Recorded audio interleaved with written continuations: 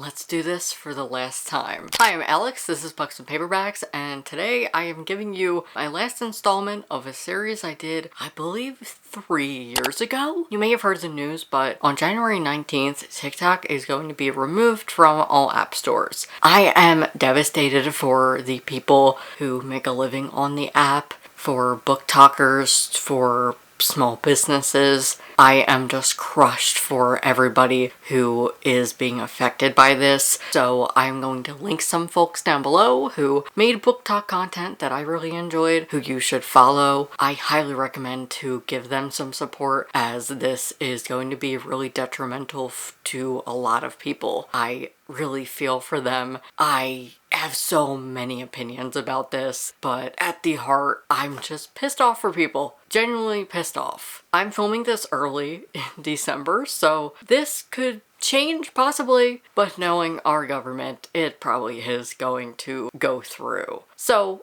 even if TikTok is not leaving, this is at least a video for me to highlight some funny TikToks that I enjoy and to uplift some creators that I love. I'll link my previous videos down below, but if you missed this series, basically I am just reacting to some of my favorite TikToks and recommending books based on them. The original video is by my friend Allie over at Hardbackhoarder. She's the inspiration for this, and I did this a couple years ago and everybody loved it, so I'm really excited to bring it back for the final time. Without further ado, let's get started.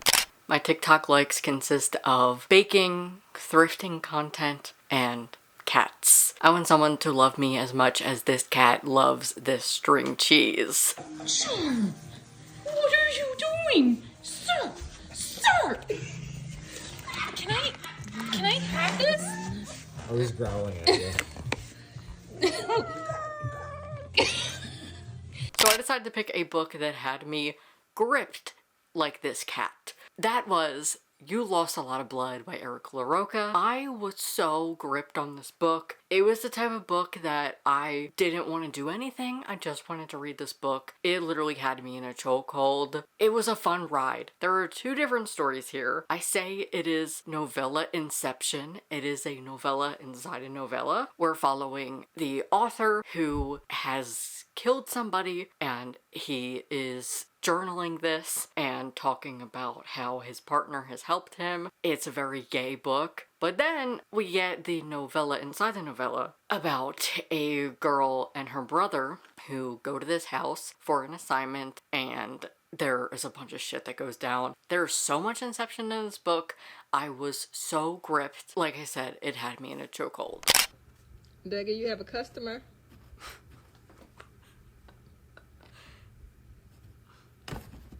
Oh, okay. Ma'am, you no need to act like that, ma'am. He's closed right now. He's on break. You can get your tacos later. These are my favorite type of cat videos.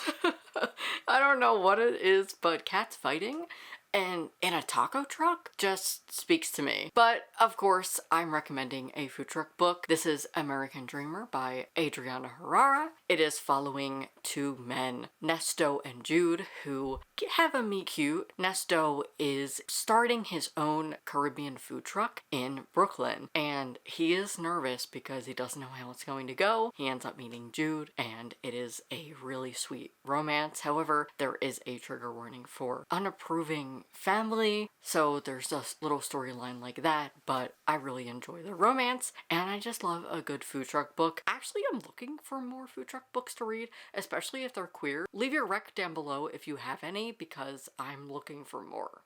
I think it's time these little girls go explore the barn. There's only one rule. No doo-dooing on the concrete floors. Oh, do you think you're going outside? No, no, no. You went outside today, but you're gonna come out here. Come on. Posy, I know you can be so brave. You wanna be the first one? Oh my goodness. You did it. Pumpkin, you could come on? What you think? Come on out. Oh, we had to do a little hop. Oh my goodness. The world is so big. This is what I mean by cute animal videos show up in my likes. How cute are these cows? They are precious. Of course, I had to recommend a cute picture book. This is Granddad's Camper by Harry Woodgate. It can be a little sad because it's about grief. We're following a grandfather who is on a trip with his granddaughter, chronicling his life and talking about the memories he made with his late partner, Gramps. It is so adorable. I actually have a whole video recommending some queer picture books, so I'll have that linked up above for you as well. Lock it! Lock my door! Get the key and lock my door, y'all! Wait!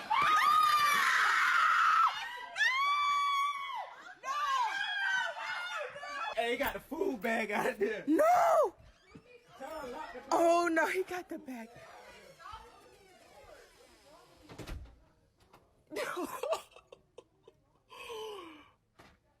Look, pulling on it too.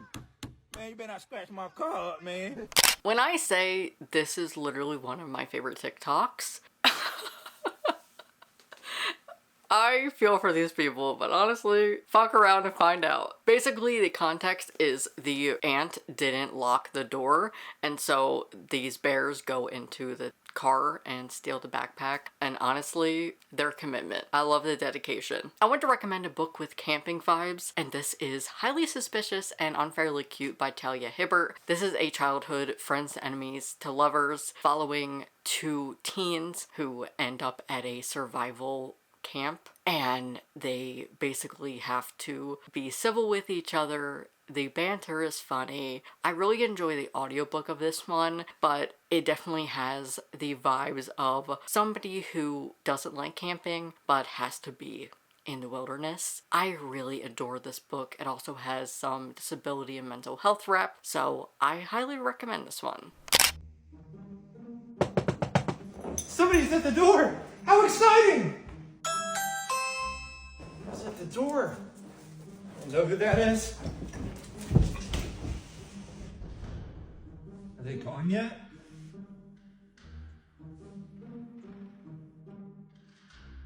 I wanted to recommend this because it's so funny and relatable, especially from somebody who has social anxiety. So what better recommendation than a book with my favorite social anxiety rep? This is Top 10 by Kitty Cotugno, a classic favorite of mine. It has all of my favorite things. Queer rep, Gabby is bisexual, she also has social anxiety, and this is truly one of the best social anxiety rep I've ever seen. We also have hockey because it's a dual perspective between Gabby and her friend, and he gets concussions from hockey, and I really love the discussions about hockey and sports being your one-way ticket out of town and into college. I love this book. I know it's old. It's old, so it may not age well, but I just love what it did in the moment when I read it. And like I said, it has some of the best social anxiety rep I've ever seen. Gabby is just so relatable to me as somebody with social anxiety, and just the way that she experiences panic attacks when she's at party, and also some of the things she experiences of her friends just not understanding. Also just being home all the time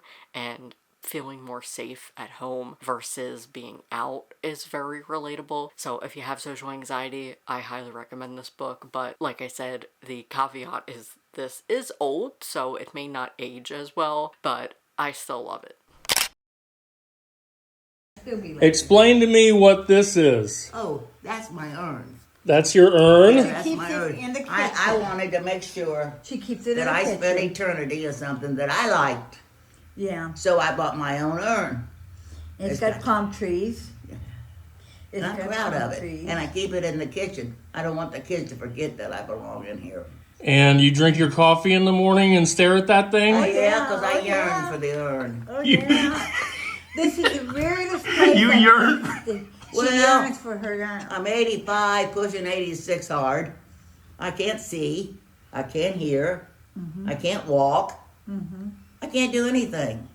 So the urn sounds like a good alternative. I yearn for the urn. I have to recommend a book that I recently read, a man called Uva by Frederick Bachman. This is about a man who is 59. His wife recently passed away and he is planning to unalive himself. This is comedic and dark. It talks a lot about mental health and about community. I love this book so much. I recently read it for a vlog where I had Spotify pick my TBR, so I'll link that up above for you if you want to check it out. I think this is such a great recommendation for this because Uwe feels the same way. Now, he doesn't have his own urn or anything, but he did put arrangements together. In the book, Uwe starts to feel more appreciated and like he has a purpose in life. It's a really heartbreaking book, but I really enjoyed it. Are you ready? Okay, chill.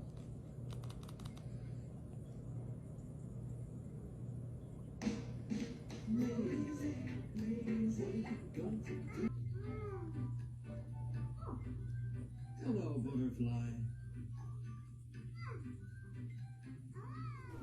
Animals watching TV just speaks to me. I think it's because I have a childhood memory of a friend's aunt who had a new pet, and when I went to her house she would leave Animal Planet on for him. I think it's just that core childhood memory that videos like this, I guess, exude some nostalgia for me, and I immediately thought of this book, This One Summer by Jillian and Mariko Tamaki. This is following two kids who have a summer together and they start renting movies from their local video store. However, they are underage, so there's some messy things going on here, but it is just such a sweet graphic novel. However, there are heavy themes in the background, especially relating to miscarriage and pregnancy, but I really love this because we just see two friends who are hanging out and watching horror movies that they should not be watching at that age. It is so sweet, but I picked this because the girls watch movies and things during the summer. So once I thought of people watching TV, I had to think of this. I know it's movies and not TV, but you get the gist. If you saw my 2025 most anticipated releases, I shared a TikToker I really enjoy, Lexi LaFleur Brown. She has her first hockey romance coming out this year. She is the wife of JT Brown, a former NHL player, and she is queer as hell, and the whole purpose of her getting popular on TikTok is debunking hockey romances. My name's Lexi, and I'm on a mission to read all the hockey romance novels for science. Okay, maybe not science, but so that I can critique their accuracy. I'm here to separate the intermissions from the half times. I'm here to take back the term puck bunny. And I know what you're thinking. Is your hair real? It is, and it's blonde. And you know what that means? I'm married to a professional hockey player. Well, former professional hockey player. As a huge hockey fan, I'm here to recommend you some of my favorite books that have great hockey representation. I've already mentioned Frederick Bachman, but Beartown is one of my favorite series, and literally one of my favorite books that talks about hockey. I'm recommending the first book here because it is my first encounter in reading a book with good hockey rep. There's also Michigan vs. the Boys by Carrie S. Allen, which talks about women in sports. However, it is very dark and heavy, so please look out for the trigger warnings. I believe there's SA and just some misogyny and bad things that happen, but overall, I like that book for women in sports, and the hockey is written very well. And one of my favorite hockey novellas, Free Agent by Robin Covington. It's an Achillean romance by an indigenous romance author who I love. And this is featuring a player who recently won the Stanley Cup, but he's about to be in free agency and is a little nervous. He's not really sure where he's going to go, and he is having a romance with another player. It is such a great novella. I'll have a link to it down below if you want to check it out. She said, does your dad know Mike Wazowski? So I was wondering if you guys remembered him from high school. Yeah, why is it sound familiar? Do you remember him? Oh, that is age. Michael Wazowski, what? What's his name? Wazowski. How about I know Wazowski? Dad. do? Mike Wazowski. What about him? Do you remember him? Put it in the bowl. My face, yeah, whatever. Yeah, whatever. As an Italian, this is so relatable, but also this trend was hilarious to me when it was popular like a couple months ago. I'm very late to this. Basically, there was a trend going around on TikTok where people would ask their Italian families if they knew somebody called Mike Wazowski, and now I know that they were lying to them and they were saying things like, oh yeah, he said he knows you, and just like fucking around. But oh my god, it's so funny, a bunch of the reactions, especially that there was this one where they literally were like, oh yeah, I know exactly who that is, I went to college with him, or I went to high school.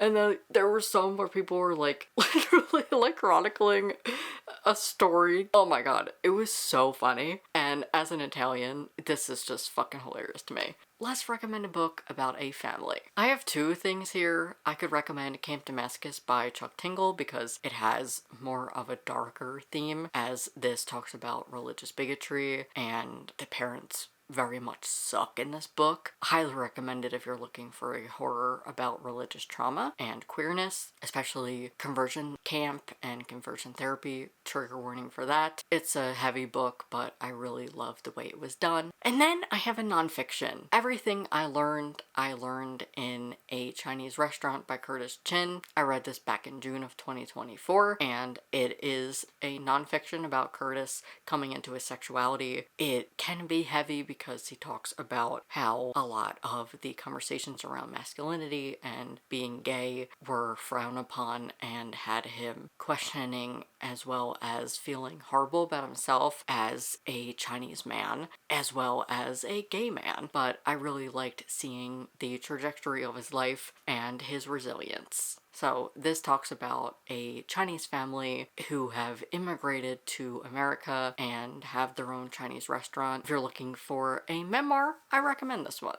And last is a dog video. Guys, I swear I cannot make this up. I came in here and I stepped on that and I looked up. If I knew this was gonna happen, I would have cleaned because I can't really predict the videos. But Echo froze because he knows he's not supposed to be doing that. There's treats everywhere. Echo's on the fridge again. He's never been on the counter a day in his life, so I guess he just learned that from you. Are you gonna eat a treat? You have the entire bag. You have the entire bag. Take this away. I'll give you one since, you know, I let you do whatever. Apparently. Hi. How many did you have? How many did you have, huh? Echo, are you being good? Everest, are you being good? No, you're not. I love naughty dog videos. I just think they're hilarious, especially when they are like this. It's a scenario where, yeah, you would hate to be that person, but it is hilarious to see some mischievous dogs. So, I have a book about mischief, mystery, and dogs. 2-part murder, 1-part sugar by Valerie M. Burns.